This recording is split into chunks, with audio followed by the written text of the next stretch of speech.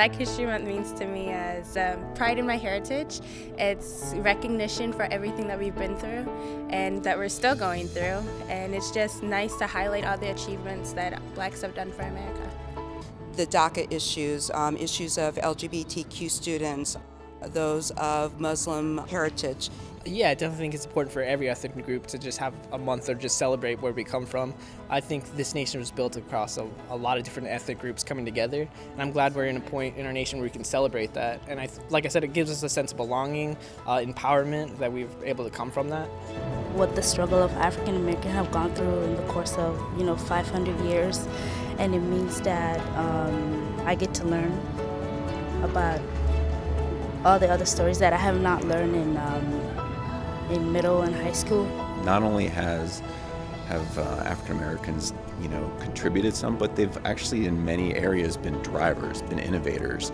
And, we see it every day from, television we watch, music we listen to, and even a ton of technical innovations. In the end, it's a very nice gesture to us Black Americans or African Americans here in the United States of America by allowing us to feel like a part of this country and giving us that proud ownership we can have for the people that did a lot for us to be here today. Black History Month to me is about giving recognition to all our Black heroes who helped make a change in our society, helped, to create a voice, more of a diverse voice for this country.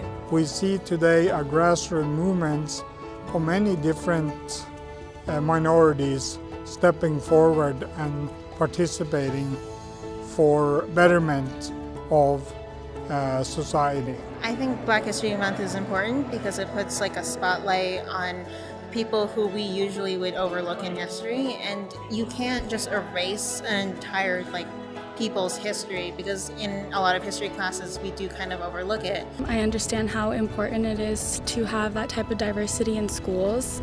I think it translates a lot in the classroom, and just when we're sharing ideas. We can really take on some of those smaller nations, smaller cultures' perspectives and embed them in our American ethnocentric culture. I think it would really change a lot of how we think here in America. Even though being heard is important, but sometimes just going through the day, is a lot. And that's a lot of strength. And there's room for growth. There's always room for growth.